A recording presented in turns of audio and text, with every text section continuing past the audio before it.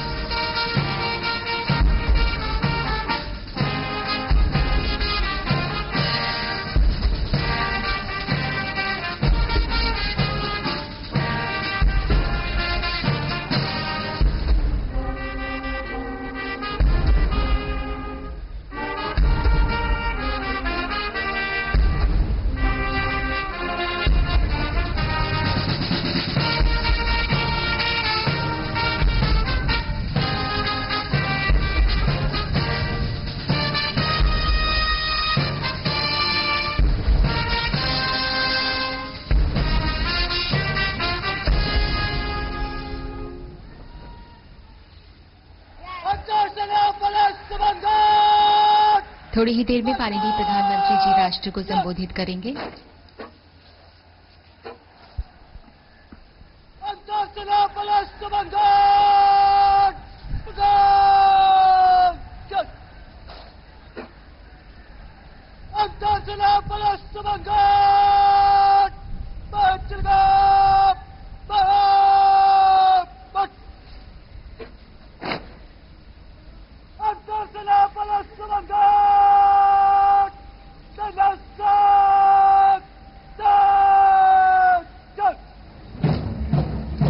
माननीय प्रधानमंत्री जी, आज जन जन के मन में pride in every movement, rhythm in every step. The national flag car marches off to the tune of Sare Jahan Se Acha, and the 14 buglers also take their new positions, move away from here.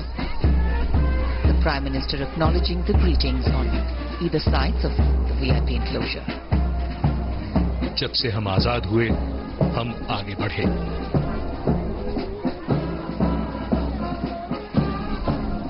सलामी गारद लाल किले के सामने से प्रस्थान करते हुए गौरव का एक और उत्कर्ष, आजादी के 70 वर्ष।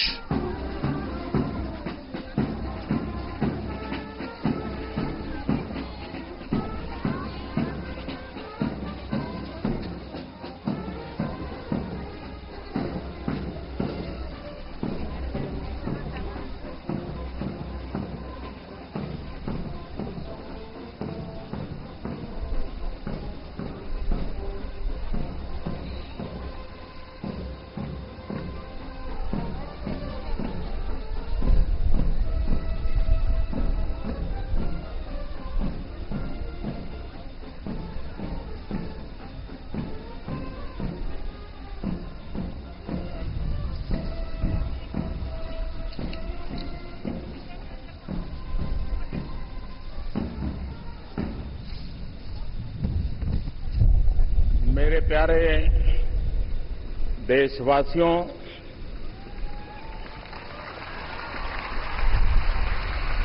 आजादी के इस पावन पर्व पर 125 करोड़ देशवासियों को, विश्व में फैले हुए सभी भारतीयों को लाल किले की प्राचीर से बहुत बहुत शुभकामनाएं देता हूं।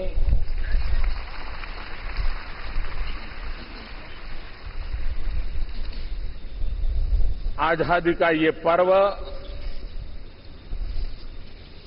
70वां वर्ष एक नया संकल्प, नया उमंग, नई ऊर्जा, राष्ट्र को नई ऊंचाइयों पर ले जाने का संकल्प पर्व है।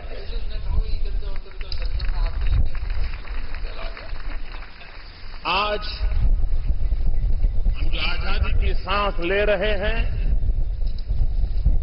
उसके पीछे लक्षावधि महापुरुषों का बलिदान है, त्याग और तपस्या की गाथा है। जवानी में फांसी के फंदे को चूमने वाले वीरों की याद आती है। महात्मा गांधी, सरदार पटेल, पंडित नेहरू, अनगिनत महापुरुष जिन्होंने देश की आजादी के लिए अविरत संघर्ष किया, और उसी का नतीजा है कि आज हमें स्वराज में आजादी की सांस लेने का सौभाग्य प्राप्त हुआ है।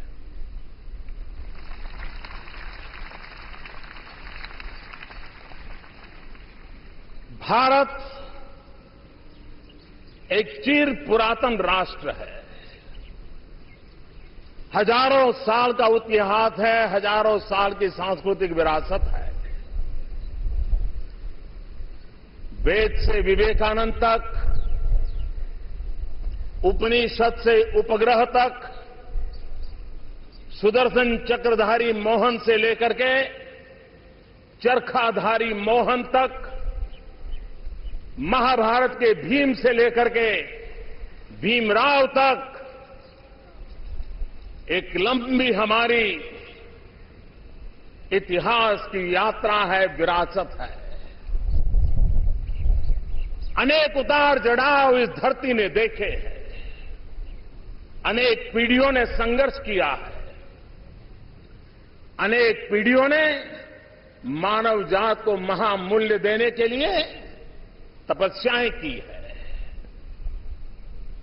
भारत की उम्र 70 साल नहीं है, लेकिन गुलामी के कालखंड के बाद हमने जो आजादी पाई, एक नई व्यवस्था तक के तहत हमने देश को आगे बढ़ाने का प्रयास किया। ये यात्रा 70 साल की है। सरदार वल्लभ भाई पटेल ने देश को एक किया। अब हम सबका दायित्व है देश को श्रेष्ठ बनाएं। एक भारत श्रेष्ठ भारत का सपना पूरा करने का हम लोगों ने निरंतर प्रयास करना चाहिए। भाइयों बहनों, स्वराज ऐसे नहीं मिला है।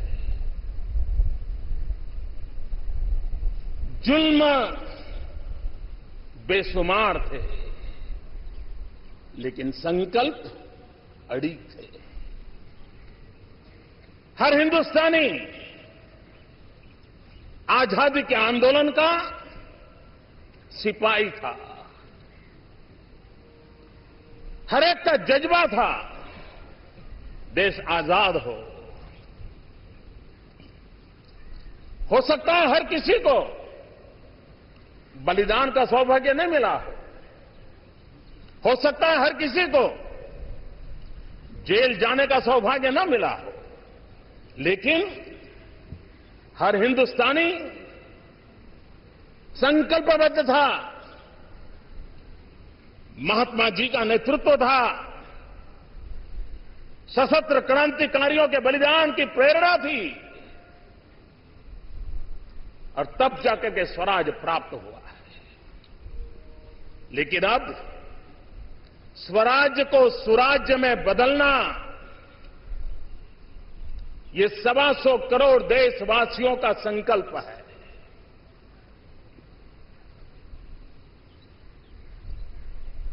अगर स्वराज बलिदान के बिना नहीं मिला है, तो स्वराज भी त्याग के बिना, पुरुषार्थ के बिना,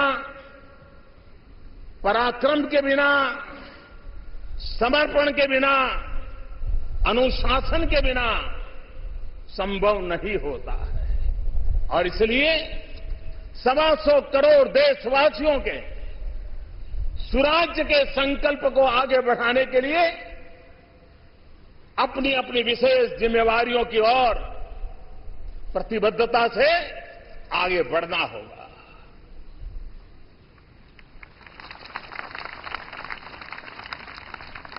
पंचायत हो या पार्लियामेंट हो, ग्राम प्रधान हो या प्रधानमंत्री हो, हर किसी को, हर डेमोक्रेटिक इंस्टीट्यूशन को सुराज की ओर आगे बढ़ने के लिए अपनी जिम्मेवारियों को निभाना होगा, अपनी जिम्मेवारियों को परिपूर्ण करना होगा और तब जाकर के भारत सुराज्य के सपने को पाने में और अधिक देर नहीं करेगा। ये बात सही है।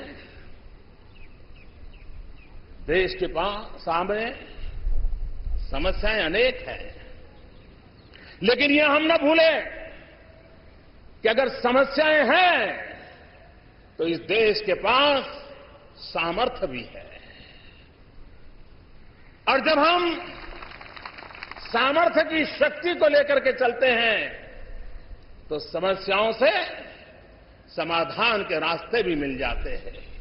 और इसलिए भाइयों बहनों, भारत के पास अगर लाखों समस्याएं हैं तो 125 करोड़ मस्तिष्क भी हैं जो समस्याओं का समाधान करने का सामर्थ्य रखती है। भाइयों बहनों, एक समय था हमारे यहां सरकारें आक्षेपों से घिरी रहती थी, लेकिन अब वक्त बदल चुका है। आज सरकार आक्षेपों से घिरी नहीं है, लेकिन अपेक्षाओं से घिरी हुई है। और जब अपेक्षाओं से घिरी रहती है तब ये बात का संकेत होता है कि जब आशा हो, भरोसा हो, उसी की कोख से अपेक्षाएं जन्म लेती है और अपेक्षाएं सुराज की ओर जाने की गति को तेज करती हैं, नए प्राण पुरती हैं और संकल्पों की पूर्ति नित्य निरंतर होती रहती है। इसलिए मेरे भाइयों बहनों, हम लोगों के लिए इस स्वराज की यात्रा, आज जब मैं लाल किले की प्राचीर से आपसे बात कर रहा हूं तो बहुत स्वाभाविक है कि सरकार क्या कर रही है, देश के लिए क्या हो रहा है, देश के लिए क्या होना चाहिए, इन बातों की चर्चा होना बड़ा स्वाभाविक है। मैं भी बहुत बड़ा लंबा सरकार के कार्यकाज का हिसाब आपके सामने रख सकता हूं, बहुत सारी बातें आपके सामने प्रस्तुत कर सकता हूं। 2 साल के कार्यकाल में अनगिनत इनिशिएटिव, अनगिनत काम, लेकिन अगर उस ब्यौरा देने जाऊंगा मैं तो पता नहीं हफ्ते भर मुझे लाल किले की प्राचीर से बोलते रहना पड़ेगा। और इसलिए मैं उस मोह के बजाय आज कार्य की नहीं, इस सरकार की कार्य संस्कृति के प्रति आपका ध्यान आकर्षित करना चाहता हूं। कभी कभी कार्य का तो लेखा जोखा करना सरल होता है, लेकिन कार्य संस्कृति को जब तक गहराई में न जाए, जानना, समझना, पहचानना सामान्य मानवी के लिए सरल नहीं होता है। और इसलिए मेरे प्यारे भाइयों बहनों, मेरे प्यारे देशवासियों, आज मैं सिर्फ नीति की नहीं, नीयत की भी और निर्णय की भी बात कर रहा हूं। भाइयों बहनों, सिर्फ दिशा नहीं, एक व्यापक दृष्टिकोण का मसला है। सिर्फ रूपरेखा नहीं, ये रूपांतरण का संकल्प है। ये लोक आकांक्षा, लोकतंत्र और लोक समर्थन का त्रिवेणी धारा है। ये मति भी है, ये सहमति भी है, ये गति भी है और प्रगति का एहसास भी है। और इसलिए मेरे प्यारे देशवासियों, मैं आज जब सुराज की बात करता हूं तब सुराज का सीधा सीधा मतलब है हमारे देश के सामान्य से सामान्य मानवी के जीवन में बदलाव लाना। सुराज का मतलब है शासन सामान्य मानवी के प्रति संवेदनशील हो, जिम्मेवार हो और जन सामान्य के प्रति समर्पित हो। और तब जाकर के गुड गवर्नेंस पर बल देना होता है। हर किसी के दायित्व को टटोलते रहना पड़ता है। रिस्पॉन्सिबिलिटी और अकाउंटेबिलिटी ये उसकी जड़ में होनी चाहिए, वहीं से रसकस प्राप्त होना चाहिए। और इसलिए भाइयों बहनों, शासन संवेदनशील होना चाहिए। हमें याद है कि वो भी एक दिन थे जब किसी बड़े अस्पताल में जाना हो तो कितने दिनों तक इंतजार करना पड़ता था। एम्स में लोग आते थे। ಓಕೆ, ಕೆಂಪುಕೋಟೆಯಲ್ಲಿ 70ನೇ ಸ್ವಾತಂತ್ರ್ಯ ದಿನಾಚರಣೆಯ ಅಂಗವಾಗಿ ಧ್ವಜಾರೋಹಣವನ್ನು ಇವತ್ತು ನೆರವೇರಿಸಿದ್ದಾಗಿದೆ ಪ್ರಧಾನಿಯವರು. ಜೊತೆಗೆ ದೇಶದ ಜನತೆಯನ್ನು ಉದ್ದೇಶಿಸಿ ಭಾಷಣ ಕೂಡ ಮಾಡ್ತಾ ಇದ್ದಾರೆ. ಆ ಭಾಷಣದ ನೇರ ಪ್ರಸಾರವನ್ನ ನೋಡೋಣ. ಆದರೆ ಅದಕ್ಕೂ ಮುನ್ನ ಪುಟ್ಟ ವಿರಾಮ.